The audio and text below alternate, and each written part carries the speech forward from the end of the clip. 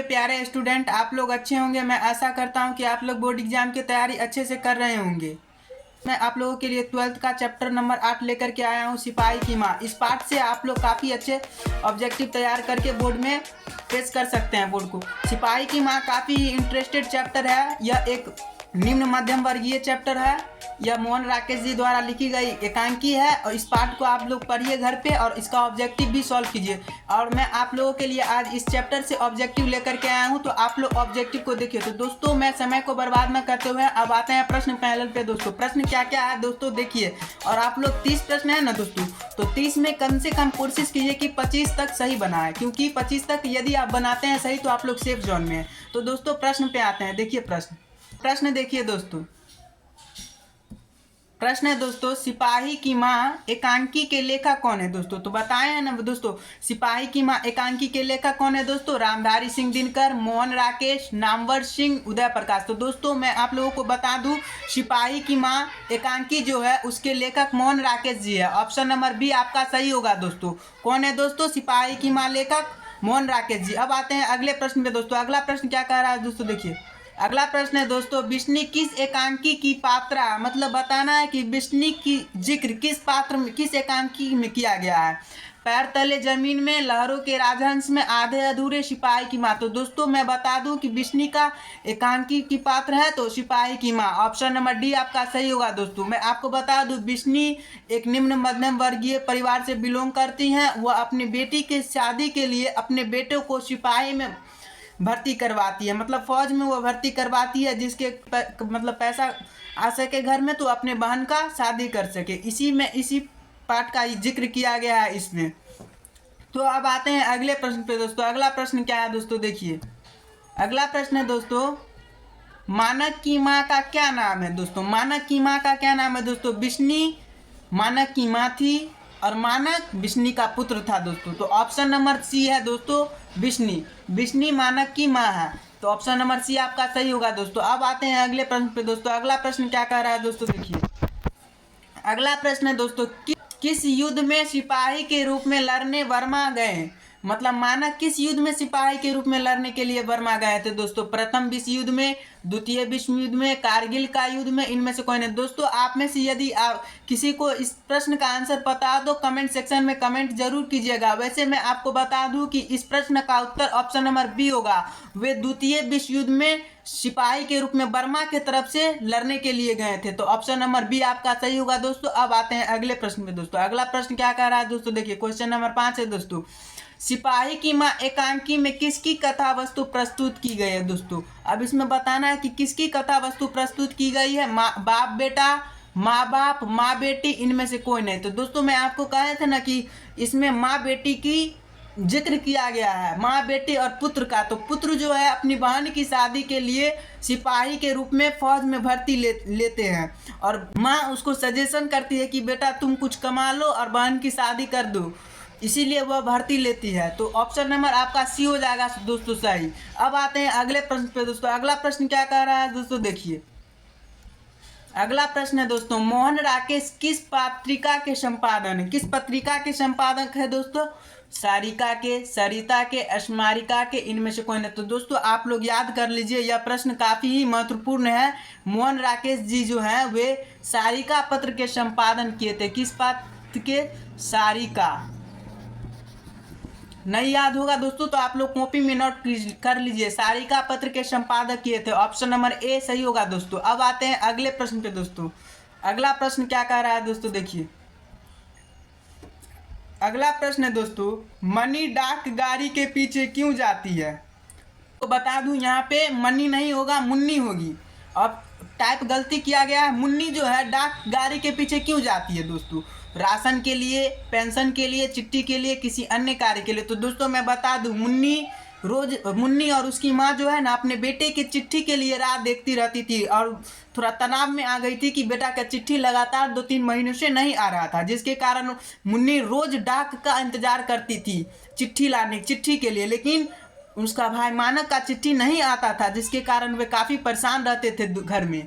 तो option number आपका सी सही हो जाएगा दोस्तों। अब आते हैं अगले प्रश्न में दोस्तों। अगला प्रश्न क्या कह रहा है दोस्तों देखिए। दोस्तों अगला प्रश्न है, डाक गाड़ी के पीछे चिट्ठी के लिए कौन जाती है। मतलब अभी ये पीछे प्रश्न बताया गया था ना दोस्तों, डाक गाड़ी के पीछे कौन जाती है, चिट्ठी लाने के लिए कौन दौड़ती थी, बिश्नी, मुन्नी, कुंती, इनमें से कोई नहीं। तो दोस्तों मैं बता दूं, मुन्नी जो है मानक की बहन है और बिश्नी मानक की माँ है।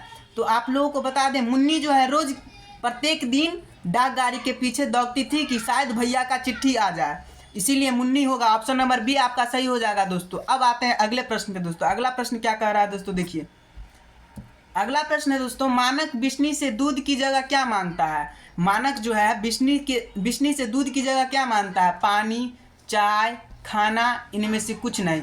तो दोस्तों मैं बता दूं, जब मानक जख्मी हालत में घर लौटता है तो वह बिश्नी से पानी मांगता है, दूध की जगह पानी मांगता है। ऑप्शन नंबर ए सही होगा दोस्तों। अब आते हैं अगले प्रश्न पे दोस्तों। अगला प्रश्न क्या कह रहा है दोस्तों, देखिए अगला प्रश्न है दोस्तों, ईसाई लड़कियां बिश्नी के घर आकर क्या मांगती है। ईसाई लड़कियां जो बर्मा से भाग करके आती है दोस्तों, आप लोग पाठ पढ़े होंगे या कुछ लोग पढ़े होंगे, कुछ नहीं भी पढ़े होंगे। तो मैं आपको बता दूं कि बिश्नी के घर मतलब बर्मा में जो युद्ध चल रहा था, वहाँ से कुछ ईसाई लड़कियां भाग करके आती हैं। तो वह बिश्नी के घर से होकर के गुजरती है, तो वहाँ उससे चावल दाल मांग रहे थे, क्योंकि वह काफ़ी दिनों से भूखा थे, तो वे चावल दाल मांगे थे। तो ऑप्शन नंबर बी आपका सही हो जाएगा दोस्तों। अब आते हैं अगले प्रश्न पे दोस्तों। अगला प्रश्न क्या कर रहा है दोस्तों, देखिए अगला प्रश्न है दोस्तों, 13 दिनों तक हम लोग भूखे प्यासे जंगली रास्ते में चलते रहे, यह किसने कहा। ऐसा स्टेटमेंट किसने कहा था दोस्तों, तो वही ईसाई लड़की जो बर्मा से पैदल यात्रा करके गांव में आई थी। बर्मा में युद्ध चल रहा था, तो वहां से अपने जान को बचाने के लिए वह बिश्नी के गांव में ही आ गई थी टहलते वहलते। कुंती बोली थी, चौधरी बोली थी, ईसाई लड़की दीनू। तो मैं दोस्तों आपको बता दिया क्या रीजन था, कौन बोला था। तो ऑप्शन नंबर सी आपका सही हो जाएगा दोस्तों। ईसाई लड़कियां जो है वह बोली थी कि मैं 13 दिनों से भूखे प्यासे जंगली रास्ते से लौट कर आया हूँ। तो ऑप्शन नंबर सी आपका सही होगा दोस्तों। अब आते हैं अगले प्रश्न में दोस्तों। अगला प्रश्न क्या कर रहा है दोस्तों, देखिए अगला प्रश्न है दोस्तों, निम्नलिखित में से कौन सी कृति मोहन राकेश की नहीं है दोस्तों। मतलब इसमें बताना है कि मोहन राकेश के द्वारा कौन सी कृति नहीं लिखा गया है। इंसान के खंडर, फौलाद का आकाश, आषाढ़ का एक दिन, दरियाई घोड़ा। तो दोस्तों मैं आपको बता दूं, से लेकर के सी तक यह मोहन राकेश के द्वारा लिखी गई रचना है और दरियाई घोड़ा उनके द्वारा लिखी गई रचना नहीं है, इसीलिए ऑप्शन नंबर डी आपका सही हो जाएगा दोस्तों। और मैं आपको बता दूं, इनमें से सबसे महत्वपूर्ण प्रश्न है आषाढ़ का एक दिन। यह प्रश्न पूछा गया बोर्ड एग्जाम में कि आषाढ़ का एक दिन किन की रचना है। तो आप लोग घबराइएगा नहीं, अगर ऐसा प्रश्न रहे तो मोहन राकेश मार्क दीजिएगा। अब आते हैं अगले प्रश्न में दोस्तों। अगला प्रश्न क्या कह रहा है दोस्तों, देखिए अगला प्रश्न है दोस्तों, निम्नलिखित में से कौन सी रचना मोहन राकेश की है। मतलब इसमें भी बताना है कि मोहन राकेश के द्वारा कौन सी रचना लिखी गई है। रसाताल यात्रा, सुखमय जीवन, न आने वाला कल, हारे को हरिनाम। तो दोस्तों मैं आपको बता दूं, वैसे इस प्रश्न का जवाब आप लोगों में से कितने को आता है कमेंट सेक्शन में कमेंट कीजिए। तो दोस्तों मैं इसका उत्तर आप लोगों को बता दूं, तो दोस्तों इस प्रश्न का उत्तर न आने वाला कल ये उनके द्वारा लिखी गई रचना नहीं है। ऑप्शन नंबर सी आपका सही हो जाएगा दोस्तों। अब आते हैं अगले प्रश्न पे दोस्तों। अगला प्रश्न क्या कह रहा है दोस्तों, देखिए अगला प्रश्न है दोस्तों, किसकी माँ पागल हो गई। मानक की, सिपाही की, चौधरी की, दीनू की। तो दोस्तों मैं बता दूं, किसकी माँ पागल हो गई थी। मानक की, सिपाही की, चौधरी की, दीनू की। तो सिपाही जो है, सिपाही और मानक, एक बात आप लोग समझ ले, मानक भी सिपाही था और सिपाही कोई दूसरा, जैसे हम फौज में थे तो हम भी सिपाही कहलाएंगे, और कोई दूसरा उसके विरोधी जिससे के विरुद्ध लड़ रहा था मानक, उसी में से कोई एक था जो मानक को मारने के लिए आ चुका था। तो सिपाही की माँ जो है पागल हो चुकी थी। तो ऑप्शन नंबर बी। यहाँ पे आप ये मत समझिएगा कि बिश्नी पागल हो चुकी थी, क्योंकि सिपाही दोनों को कहा गया है। सिपाही मानक को भी कहा गया और सिपाही एक जन्म जिससे युद्ध लड़ रहा था वो लड़का था।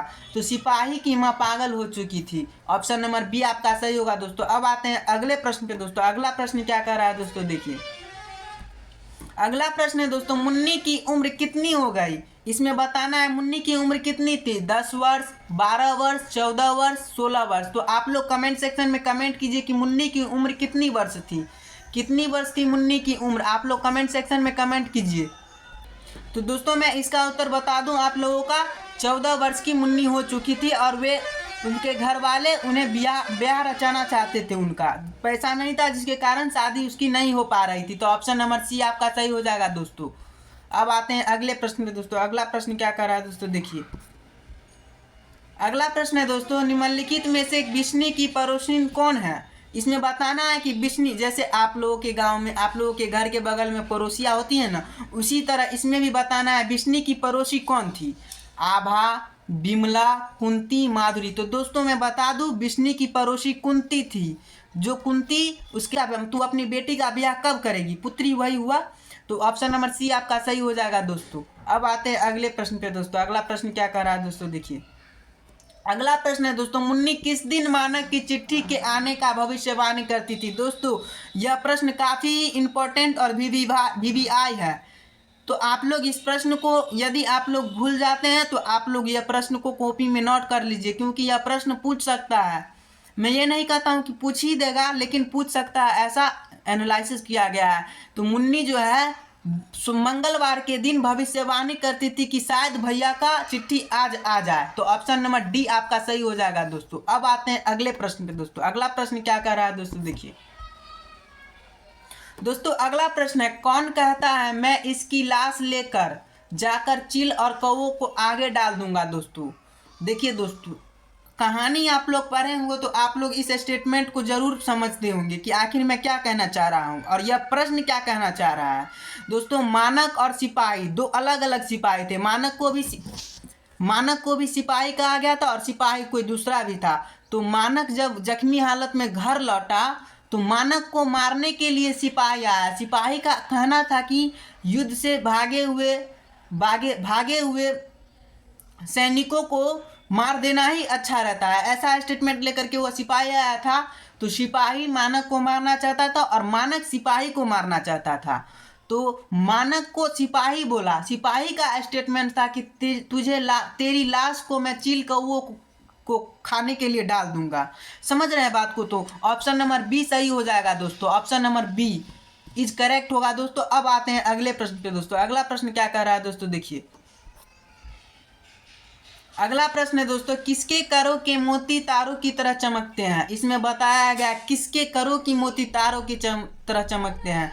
बंतों को, तारों को, धन्नों को, इनमें से कोई नहीं। तो दोस्तों मैं बता दूं कि बिश्नी मुन्नी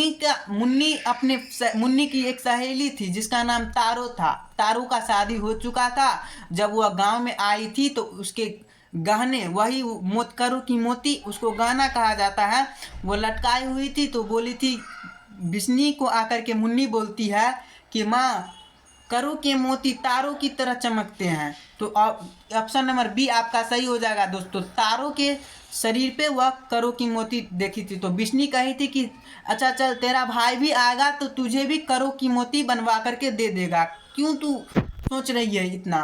तो अब आते हैं दोस्तों अगले प्रश्न पे। वैसे इस प्रश्न का आंसर बी होगा दोस्तों। अब आते हैं अगले प्रश्न पे दोस्तों। तो देखिए दोस्तों, क्वेश्चन नंबर 20 है। यह काफ़ी लंबा प्रश्न है दोस्तों, तो आप लोग इसे पढ़िए और बताइए कि इसका उत्तर क्या होगा। देखिए दोस्तों मेरे साथ पढ़िए। किस पाठ में यह उद्धरण आया है?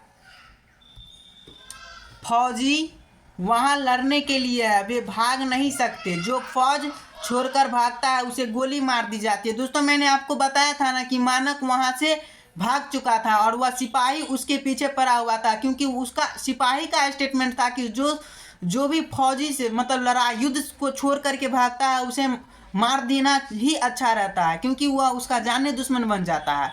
तो दोस्तों इस कथन का जिक्र किस पाठ में किया गया है? इस कथन का जिक्र किस पाठ में किया गया है दोस्तों? तो सिपाही की माँ पाठ में इस कथन का जिक्र किया गया। ऑप्शन नंबर सी होगा दोस्तों सही। अब आते हैं दोस्तों अगले प्रश्न पे। अगला प्रश्न क्या कह रहा है दोस्तों, देखिए। दोस्तों अगला प्रश्न है, मोहन राकेश का जन्म कब हुआ था? दोस्तों यह प्रश्न काफी ही शानदार और मोस्ट VVI प्रश्न है। 8 जनवरी 1925 को, 18 फरवरी 1930 को, 20 जनवरी 1926 को, 14 जनवरी 1931 को। तो दोस्तों मैं आपको बता दूं कि मोहन राकेश का जन्म जो है 8 जनवरी 1925 को हुई थी। 8 जनवरी 1925 को हुई थी दोस्तों। ऑप्शन नंबर ए आपका सही हो जाएगा दोस्तों। अब आते हैं अगले प्रश्न पे दोस्तों। अगला प्रश्न क्या कह रहा है दोस्तों, देखिए दोस्तों अगला प्रश्न है दोस्तों, इनमें से कौन सी कृति मोहन राकेश की है। मतलब बताना है कि मोहन राकेश की कृति कौन सी है। जिंदगी मुस्कुराई, जानवर और जानवर, कोसी का घटवार, बहती गंगा। तो दोस्तों आप लोग कमेंट सेक्शन में कमेंट कीजिए कि इस प्रश्न का जवाब आप में से कितनों को आता है। तो मैं आप लोगों की कमेंट सेक्शन में कमेंट कीजिए कि इस प्रश्न का जवाब कितनों को आता है। तो दोस्तों मैं आप इस प्रश्न का उत्तर आपको बता दूं। दोस्तों मैं इस प्रश्न का जवाब आपको मैं दे दूं या आप लोग खुद बता दीजिएगा। रहने दीजिए दोस्तों, मैं आपको इस प्रश्न का जवाब दे देता हूं। तो दोस्तों ऑप्शन नंबर बी, जानवर और जानवर उनके द्वारा लिखी गई कृतियां हैं, रचनाएं हैं। तो दोस्तों ऑप्शन नंबर बी आपका सही हो जाएगा। अब आते हैं अगले प्रश्न पे दोस्तों। अगला प्रश्न क्या कर रहा है दोस्तों, देखिए दोस्तों अगला प्रश्न है, कौन सी कृति मोहन राकेश की नहीं है। एक और जिंदगी, अंधेरे बंद कमरे, इतिहास, आलोचना, आधे अधूरी। दोस्तों इस प्रश्न का जवाब आप लोग कमेंट सेक्शन में कमेंट कीजिए। मैं देखता हूं कि आप लोगों में से कितने को आता है।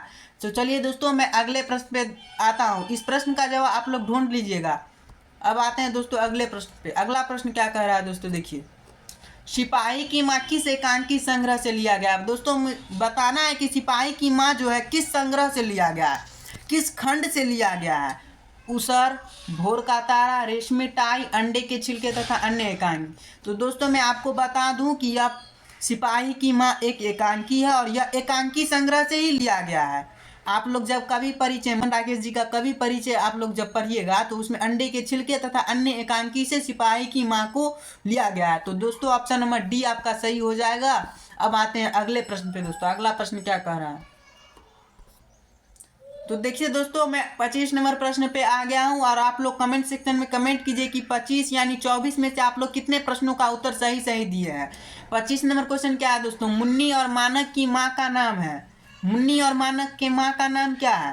कृष्णा, बिश्नी, किशनी और बिमली। तो दोस्तों आपको बता दूं कि बिश्नी, मुन्नी और मानक दोनों की माँ है। मुन्नी मानक की बहन है, मानक मुन्नी की भाई है और बिश्नी दोनों की माँ है। तो ऑप्शन नंबर सी हो जाएगा दोस्तों सही। अब आते हैं अगले प्रश्न पे दोस्तों। अगला प्रश्न क्या कर रहा है, तो देखिए दोस्तों अगला प्रश्न है, सिपाही की माँ एकांकी के अनुसार लड़ाई कहाँ हो रही है। इसमें बताइए। यह प्रश्न भी काफ़ी ही महत्वपूर्ण है दोस्तों। तो आप लोग इस प्रश्न को नहीं भूलिएगा, आप लोग इसे याद ही रख लीजिएगा। यदि याद नहीं होता है तो आप लोग कॉपी में लिख लीजिए और उसे कभी कभार देख लिया कीजिए, क्योंकि बोर्ड में एग्जाम आ सकता है ऐसा प्रश्न। लाहौर, बर्मा, बंगाल में, जापान में। तो दोस्तों मैं आपको बता दूं, सिपाही की माँ में मानक जो है बर्मा के तरफ से युद्ध लड़ने के लिए गया था, बर्मा में। तो ऑप्शन नंबर बी सही हो जाएगा। वही बर्मा जिसका नाम अभी वर्तमान में म्यांमार है। म्यांमार को ही पहले बर्मा कहा जाता था दोस्तों। तो ऑप्शन नंबर बी सही हो जाएगा। अब आते हैं अगले प्रश्न पे दोस्तों। अगला प्रश्न क्या कह रहा है, तो देखिए दोस्तों अगला प्रश्न है, मोहन राकेश की एकांकी का शीर्षक है। इसमें बताना है मोहन राकेश की एकांकी जो है, इसमें शीर्षक मतलब वही चैप्टर का नाम यानी पाठ का नाम होता है। शीर्षक बताने का मतलब पाठ का नाम। रोज, सिपाही की माँ, जूठन, शिक्षा। कहने का मतलब कि सिपाही की माँ यानी मोहन राकेश के द्वारा लिखी गई एकांकी कौन है, सिपाही की माँ है। तो दोस्तों ऑप्शन नंबर बी सही हो जाएगा। अब आते हैं अगले प्रश्न पे दोस्तों। अगला प्रश्न क्या कह रहा है दोस्तों, देखिए अगला प्रश्न है दोस्तों, सिपाही की माँ कौन है। सिपाही की माँ कौन है। द्रुपदई, बिशनदई, लखनदई, हरनदई। तो दोस्तों बिश्नी का ही नाम बिशनदई है। पूरा नाम क्या है दोस्तों, बिश्नी का पूरा नाम कमेंट सेक्शन में कमेंट कीजिए दोस्तों। बिश्नी का पूरा नाम बिशनदई है। तो आप लोग भूलिएगा नहीं, बिश्नी का ही नाम बिशनदई है। ऑप्शन नंबर बी सही होगा दोस्तों। अब आते हैं अगले प्रश्न पे दोस्तों। अगला प्रश्न क्या कह रहा है, तो दोस्तों मैं अगला प्रश्न पे आया हूँ, सिपाही की माँ एकांकी में कुंती कौन है। दोस्तों मैं इस प्रश्न का हल आपको पीछे भी बताया है, तो आप लोगों को अगर याद है तो कमेंट सेक्शन में कमेंट कीजिए। कमेंट सेक्शन में कमेंट कीजिए कि क्या होगा इसका उत्तर। बिशनदई की बहन है, सिपाही की माँ, पड़ोसिन, मुन्नी की मौसी। तो दोस्तों कुंती जो है बिश्नी की पड़ोसी है, यानी वह पड़ोसन है। ऑप्शन नंबर सी होगा दोस्तों सही। अब आते हैं अगले प्रश्न पे दोस्तों। अगला प्रश्न क्या है दोस्तों, देखिए प्रश्न नंबर 30 है दोस्तों, रवेश जया होता है। दोस्तों रवेश जया एक शब्दार्थ कोश, आप लोग हिंदी पाठ जब पढ़ते होंगे तो नीचे पाठ खत्म होने के बाद शब्दार्थ कोश दिया जाता है, उसी में से यह प्रश्न लिया गया है। रवेश जया, यह प्रश्न एक दो बार पूछा गया है, इसलिए मैं यहाँ पे रख दिया हूँ। रवेश जया, रेशमी चादर, ऊनी चादर, मोटे सूत की बुनी चादर, कंबल। तो दोस्तों इस शब्द का अर्थ क्या होगा, आप लोग कमेंट सेक्शन में कमेंट कीजिए कि कितनों को आता है। वैसे मैं इस शब्द का उत्तर आपको दे रहा हूँ दोस्तों, तो मैं आपको इस प्रश्न का उत्तर दे दूं, मोटे सूत की बुनी चादर। जब भी बिश्नी है ना यही काम करती थी, अपने घर पे बैठ करके मोटे सूत की बुनी चादर बनाया करती थी, रवेश जया बनाया करती थी और अपने बेटा की राह ताकती थी कि बेटा का चिट्ठी आ जाए।